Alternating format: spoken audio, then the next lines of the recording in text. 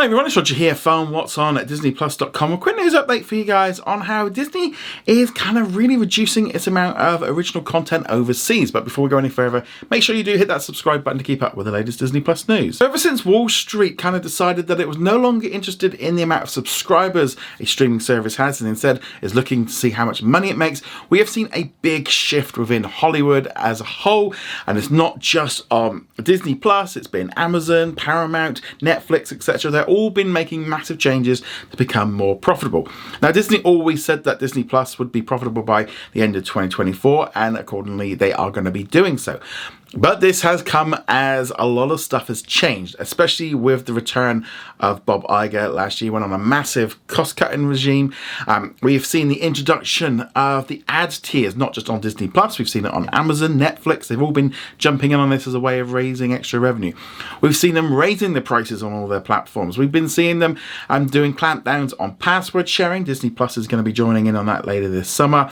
And it's all just part of that. But one of the big things that they've been reducing is the amount of content that's being created.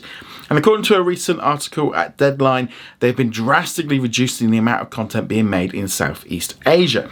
Now, one thing to note is when Disney Plus kind of started launching, and obviously during the pandemic, they were rushing to make as much stuff as they possibly could, which made a lot of sense. However, there is a problem with that. It's cost a lot of money, and not all countries are equal. Not all subscribers are equal. In one country, like in India, for example, a subscriber is worth about 10 times less per month than what a subscriber in the United States might bring in. So obviously they have to take that into consideration. Now, you might notice if you're on Disney Plus, you see a lot of Korean drama series and you see a lot of Japanese anime. We're seeing those being released almost weekly. And that is because that is content that is translating globally and seems to have found an audience and people are loving it. And therefore, Disney is looking at this and going, this is something that can travel and it's doing very well. However, other originals from Asia look to be being cut back. Apparently earlier this year, they closed down and got rid of a lot of people in Indonesia, which also affects Thailand and Malaysia. And so, yeah, they've been completely cutting back. This all kind of kicked in around May last year when Disney decided to start cutting back on its international outputs. And then in August, it started contacting people in the region and kind of saying, look, we're going to be cutting back. We're not going to be doing stuff. The good news is Disney did meet with a lot of production companies and has been talking to them. And even in some ways has offered them that they could buy back the shows and the projects that they were working on at the price that it cost. You know, normally when these things happen, like a studio would put like 10 to 15% on top of it as like a charge. But Disney are waiving that. They just want, they want them to have it. And obviously it offsets the cost on their end as well. Some of the production companies are buying stuff back and then selling it on other places. But obviously they can't all afford to do all of that for all the projects because some of them are working on quite a bit. But we are going to be seeing a lot less international content. But we're seeing this, I think, across the board in Europe, Latin America. We're also just seeing them making a lot less stuff in the United States. We've been definitely seeing a lot less general entertainment, a lot less Marvel, a lot less Star Wars. They are just drastically cutting back and creating a lot less.